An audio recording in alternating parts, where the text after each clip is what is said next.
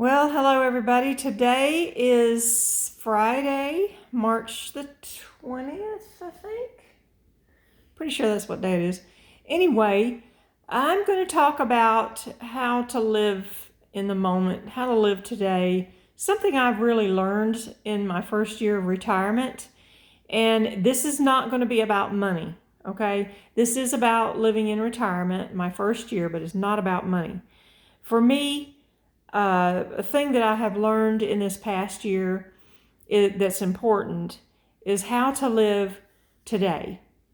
Whenever I first got into retirement, I was so worried about what I'm going to do this weekend, where my money is going to come from to support my lifestyle. Is it going to last long enough? Is it going to be enough next year, the next year, or 5 years from now? What's going to be?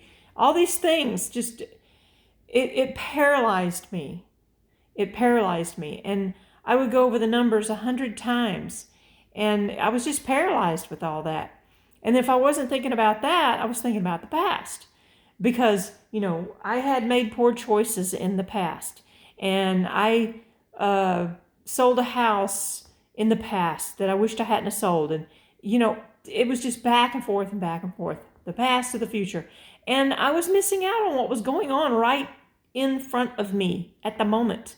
I had a fairly decent place to live, and I had a little bit of money in the bank that would be fine for a while. I was living in South Florida, had a big pool, had a nice yard. Nothing was breaking at the moment, at that point in time. And I was just worried constantly. It was like I was melting into my couch because I was full of worry. So over time, I figured out that I had to stop, take a deep breath, and find ways to enjoy my retirement. I was not going back to work, so I had to put all that aside, and I already talked about how I did that. And so for me, I had to find ways to get away from that worry about the past or the future, without just completely discounting it. But I needed to be able to live in today in order to not become depressed, frankly, because that can lead to severe depression.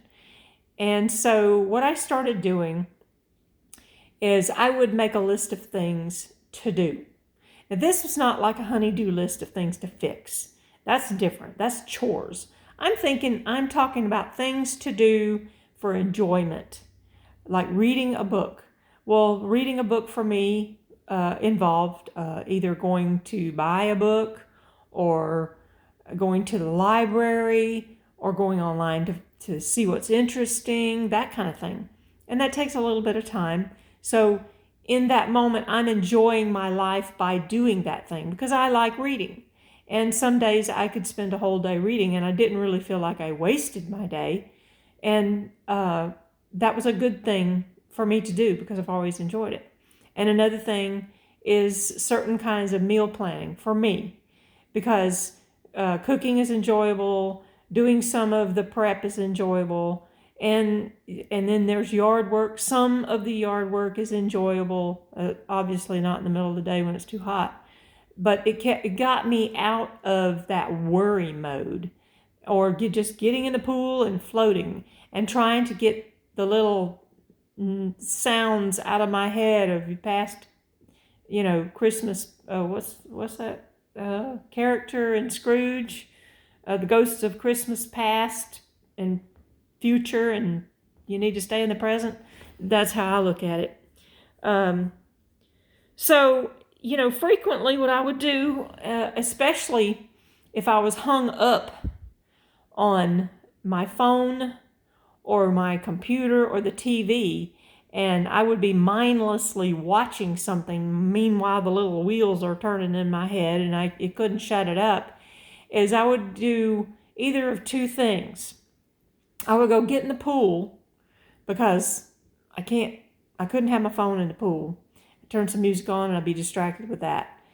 Or I'd take a walk.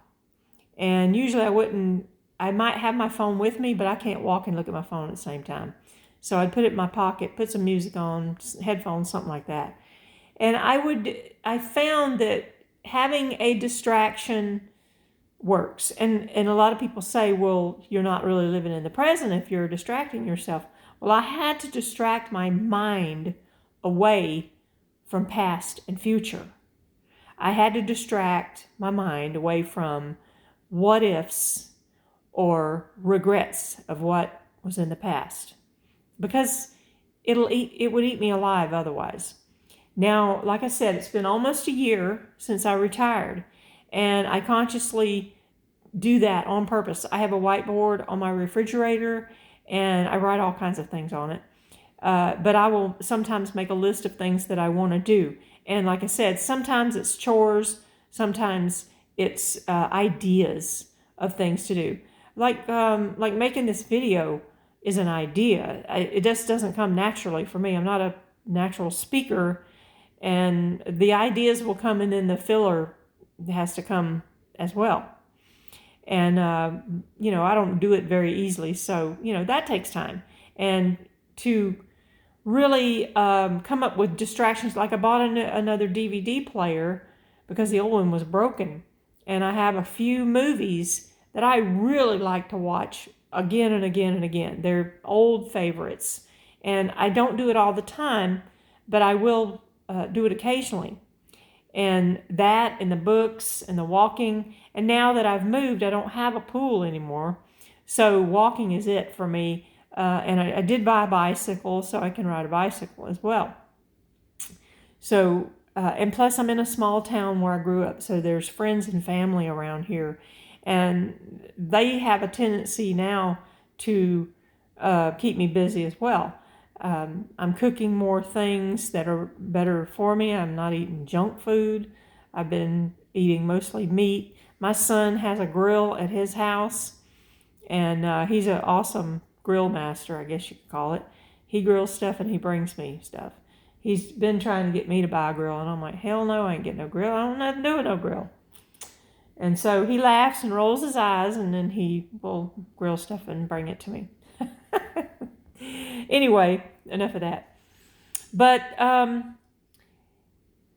getting distracted from the worry or the, what some people call it, analysis paralysis, will get you back in the present.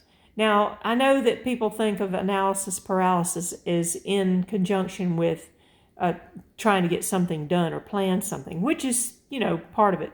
But analysis paralysis can also keep you sitting on the couch thinking about the past or the future or the what ifs or the why didn't I, why didn't I do this, or why didn't I do that, or why did I spend my money on this, and why didn't I save more money, that kind of thing. And the way it is right now, I have a good 15 years left of my life if I go by the life expectancy of all of my family that has passed. And I really don't want to waste that time whining and worrying about things I have no control over, because that's the bottom line. I have no control over what has happened in the past. I can learn from it and move on. And the things that are coming in the future, I have no way of knowing what's coming, what's really coming. Like when I retired, I had all these plans, and it didn't happen any which way I had planned it. I planned to quit my job, and I had planned on taking some trips, and I had planned on working part-time. And what happened was I quit my job, and then I started having health issues, and then here I am. I had to move back to my hometown because one of my health issues is with my eyes, because I'll be blind at some point. Hopefully not, totally blind, but close to it. And so I'm doing everything I can now to keep those connections closer now and do the things that I really wanted to do before now. Like I just went out and bought 9 books for $10 from someone selling on Facebook Marketplace, because some point in the future, if my vision gets worse, I won't be able to read those books. And reading has always been enjoyable for me. And an audiobook is great, but I just don't have the same attention to an audiobook. Whenever I listen to an audiobook, I can get easily distracted. And then I'm thinking about how fast the person is talking. Either they're talking too fast or they're not talking fast enough. Or their voice is annoying. I know it sounds petty, but that's me, you know? So I'm going to try to get through these books as quickly as I can. And and then I got a trip coming up that I had planned. And planning it has been a great distraction. And I know that I need to take this trip before my vision gets worse. Now, if something happens on the trip, I got insurance, I can get back. But anyway, the whole point of this video, to get off the topic, the whole point of this video is that I have kept myself distracted and more focused on the present. And it has helped me tremendously. Most days I feel awesome. It doesn't matter about my vision. I know what's going on with my vision, and I'm still okay with it because I'm not focusing on all those horrible things that may happen one day. I mean, my vision could stay the same forever, or it could just, blank out tomorrow. But I'm not going to worry about it. I'm tired of worrying. I've been worrying for years and years. And if anybody is still listening to this, I would encourage you to try to find a way to live right now, today. Whatever it takes. If you have to watch a bunch of videos to kind of get the gist of it, or listen to good music, or, talk to friends, for me it's about connecting right now, right here. And it's really made a difference for me. Even if I'm reading a book, like I said, it's not something that most people might consider something that's wasting time. I don't feel like I'm wasting time. And even if I'm taking a nap, I think that's a good use of my time, because if I'm tired, I'm going to take a nap. And the only thing I worry about, apparently, because every time I get together with my friend, I ask, what day is it? So anyway, have a good day. And I hope this impromptu video isn't too long for you. It's about 12 and a half minutes. So I will see you next time. Have a great day. Enjoy it.